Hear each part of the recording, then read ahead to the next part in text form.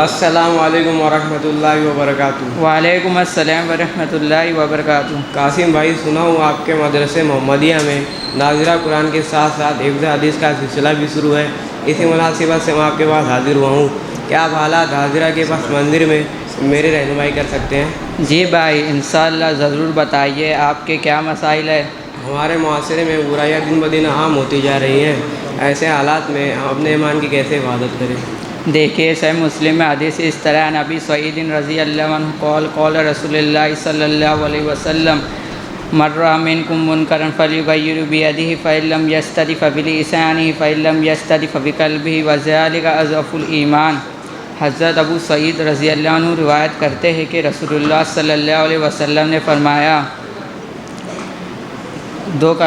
رسول اللہ صلی اللہ علیہ وسلم نے فرمایا اگر تم میں سے کوئی بھی شخص بری چیز دیکھے تو اپنے ہاتھ سے روک دے، اگر اس کی طاقت نہ ہو تو زبان سے روک دے، ورنہ اپنے دل میں برا سمجھے، اور یہ ایمان کا سب سے کمزور درجہ ہے۔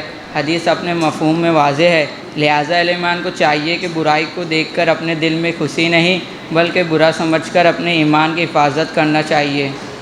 قاسم بھائی، نبی صلی اللہ علیہ وسلم نے اچانک والی موت سے پناہ طلب کی ہے، جبکہ ہم دیکھتے ہیں کہ آج اچانک اموات بہت کثرت سے ہو رہی ہے، جس کی وجہ سے توبہ کرنے کی توفیق بھی نہیں مل پاتی۔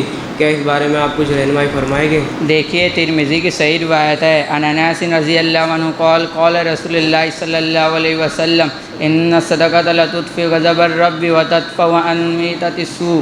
حضرت انس رضی اللہ عنہ روایت کرتے ہیں کہ رسول اللہ صلی اللہ علیہ وسلم نے فرمایا بے شک صدقہ اللہ کے غصے کو ٹھنڈا کرتا ہے اور بری موت سے روکتا ہے۔ یہ حدیث ہمیں بتا رہی ہے کہ ہمیں نیک اعمال کے ساتھ ساتھ صدقات و خیرات کا بھی اہتمام کرنا چاہیے۔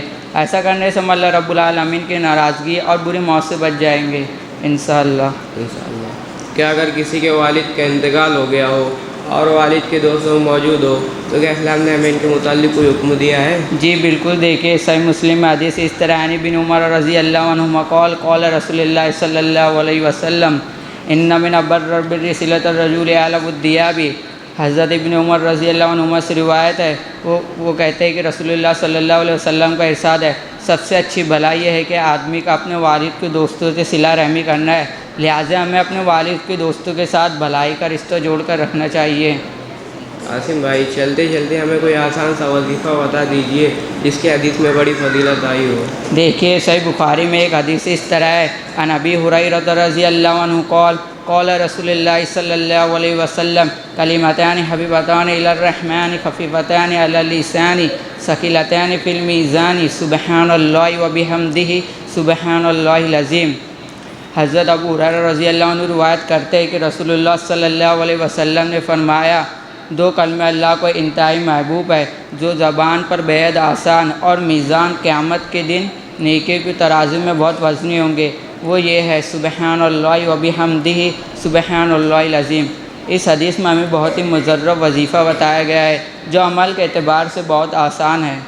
چلیے بھائی، آپ کا بہت بہت شکریہ، آپ نے میری بڑی اچھی دینی رہنمائی کی ہے۔ جزاک اللہ خیرا واحسن الجزا۔ اللہ تعالیٰ ہمیں دین اسلام کو سمجھنے اور اس پر عمل کرنے کی توفیق دے، آمین۔ السلام علیکم ورحمۃ اللہ وبرکاتہ۔